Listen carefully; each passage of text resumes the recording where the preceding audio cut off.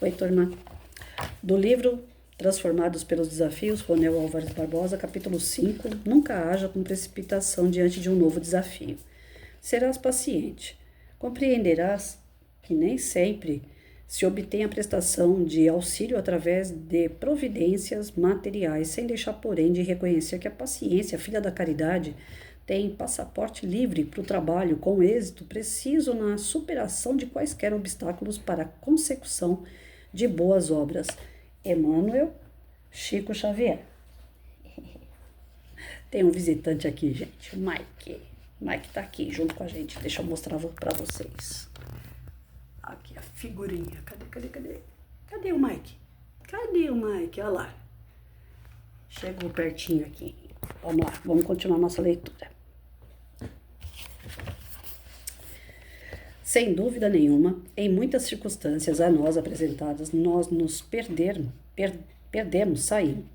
saímos do trilho, nos aborrecemos e quando nos damos conta, estamos envoltos em pensamentos negativos e tomando atitudes precipitadas que nos levam a certas situações em que, em vez de ajudar, muitas vezes nos complicam ainda mais diante do problema apresentado. Nosso amado Chico Xavier brilhantemente esclarece que devemos aprender a praticar a paciência, pois só assim paramos, respiramos e analisamos melhor qualquer situação a nós apresentada. Dessa forma, teremos a noção exata do que fazer, como buscar auxílio, se necessário, para aquela situação. Mas, infelizmente, muitos de nós não agimos assim e colocamos em prova, nos perdendo. Eu acho que é nos perdendo, mas tudo bem, vamos lá. Nosso desespero, nossa ansiedade faz com que tomemos atitudes inadequadas, na maioria das vezes por conta de nossa precipitação. É necessário pararmos, analisarmos todos os pontos e questões e aí sim tomarmos qualquer postura. Quem de nós não tomou alguma atitude errônea, precipitada, da qual depois se arrependeu amargamente? Quem de nós disse sim quando deveria dizer não? Só para agradar alguém ou alguma situação? Quem de nós não largou seu emprego por conta de um chefe de quem não gostávamos, ou mesmo que não nos compreendia? Quantos, sem pestejar, terminaram seus relacionamentos por falta de paciência, tolerância e no calor de uma discussão passaram por cima de tudo, como um trator. E quando perceberam o estrago, estão magoados, fazendo papel de algozes em sua própria vida? Eu sempre ouvi dizer que quanto mais velhos e maduros ficássemos, seríamos pessoas mais ponderadas, mais sensatos e mais equilibradas. A vida nos apresenta diariamente lições e situações, muitas vezes inusitadas, que por sua vez nos faz refletir, repensar, recalcular, agindo sem precipitação. Lógico que tudo é um exercício constante, não é do dia para a noite que iremos simplesmente mudar de uma vez por todas. A vida muitas vezes nos coloca diante de diferentes situações e algumas são como alfinetadas que acabam por nos ferir, mas é necessário olhar para cada uma delas que nos são impostas e observar que para tudo existe sempre uma solução, uma compensação. Gosto muito dessa frase. O fardo parece mais leve quando olhamos para o alto do que quando curvamos a fronte para a terra.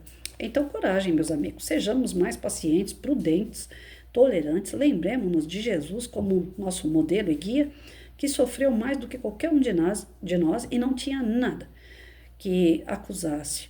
Enquanto todos nós temos o que espiar, o nosso passado, o aprimoramento para o nosso futuro. Sede, pois, pacientes, sede cristãos. Então, assim, dentro desse texto, eu peço desculpa pelos erros, né? Eu acabei fazendo alguns apontamentos durante a leitura aqui com erros. O óculos tá turvo, então tá difícil de eu fazer a leitura e não errar.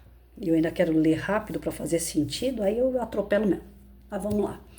A questão, na hora que ele colocou assim, que quantos de nós já não jogamos pro alto pessoas, relacionamentos, até mesmo no nosso trabalho, né?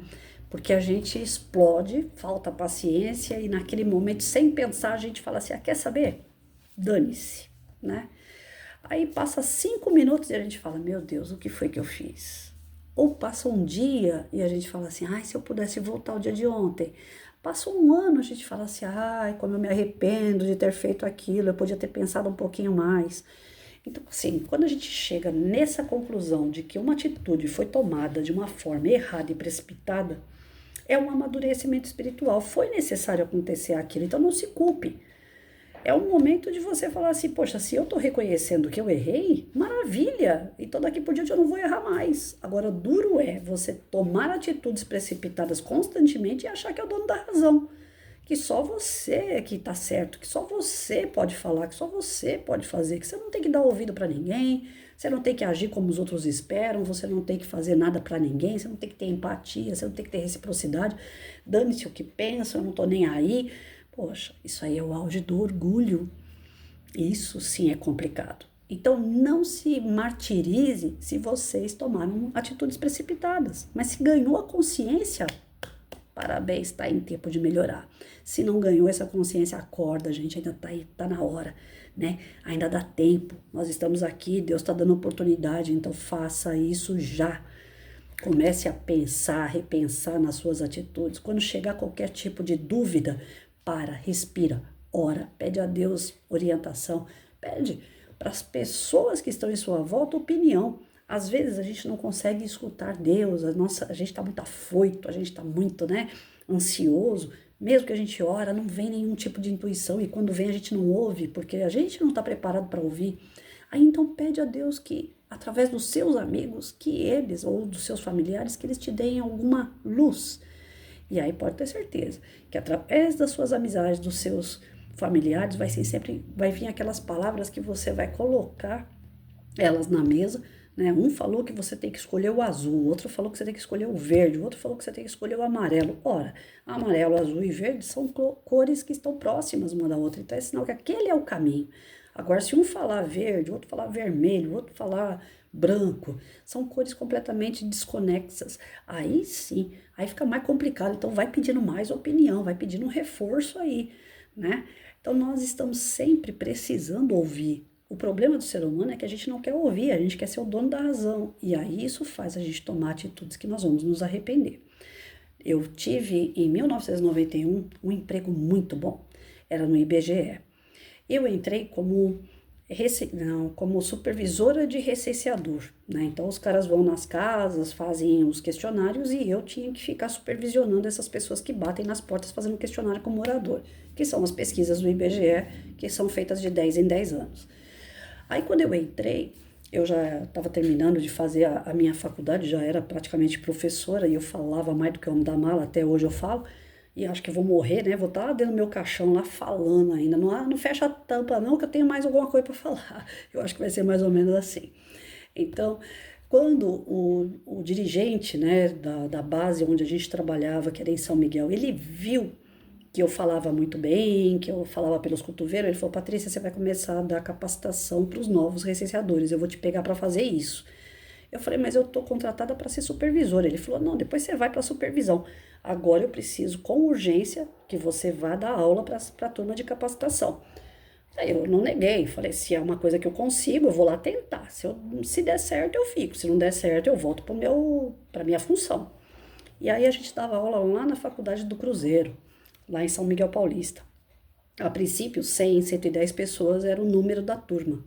E eu fui dar aula junto com o Fábio, que era um garoto muito inexperiente, mas era importante ter uma figura masculina junto, até mesmo porque as pessoas que estão ali cursando, sempre tem um ou outro que gosta de faltar com respeito, ainda mais na época que a gente tinha lá 18 aninhos, né? Aí os caras vêm passar cantada, esse tipo de coisa. E aí o Fábio colocava um pouco de respeito ali, mas ele mesmo não manjava nada, ele também não falava nada, quem falava mais era eu. E aí eu comecei a formar uma turma atrás da outra, e eu nunca gostei de ficar dentro da sala de aula. Então eu tirava a minha turma, eu levava na rua, eu fazia as aulas práticas com eles, com as folhinhas de questionário e tal. E eu acabei gostando daquilo e fui ficando, né? E quando terminou essa parte, que eu, graças a Deus eu dei conta e foi muito bom, o meu gerente lá da nossa base, ele falou para mim assim, Patrícia, esse concurso que você fez era só para esse período do questionário do IBGE, né? Da época de fazer o censo do IBGE. Só que, devido ao teu empenho, eu vi que o dirigente colocou teu nome para poder efetivar. Você vai se tornar efetiva do IBGE. Gente, quem trabalha no IBGE ganha muito bem mesmo. Deixa eu tirar esse óculos aqui que tá embaçando, tá calor. Aí eu fiquei feliz, mas fiquei com medo. Porque eu entrei para ganhar um salário ali, que eu sabia que era de 6 meses, para pagar minha faculdade. Depois disso eu queria sair daquilo porque eu queria ser professora, não queria trabalhar no IBGE.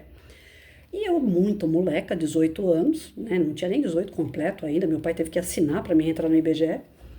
Aí eu fui para a agência, para trabalhar dentro da agência. É uma coisa você trabalhar sozinha, sem ter aquela supervisão em cima o tempo todo, sem aquela exigência o tempo todo em cima de você. 17 anos para 18, gente, a gente é muito moleca. Eu tinha a responsabilidade bem assumida, porém eu também era muito moleca, eu brincava muito. E como eu brincava muito na agência, era eu e mais duas moças que eram responsáveis por fazer o pagamento de recenseador, cada uma com um setor diferente, nós dividimos Itaquera, São Mateus e São Miguel.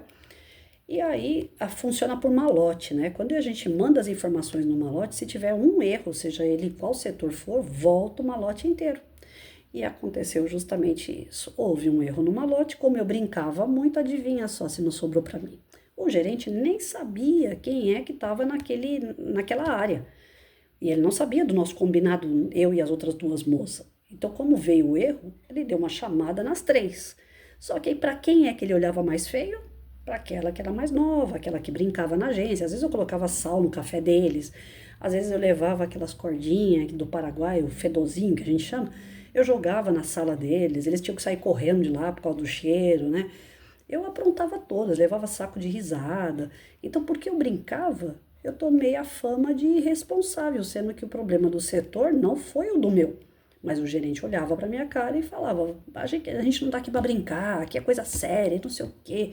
E a cada 10 palavras, 12 era palavrão.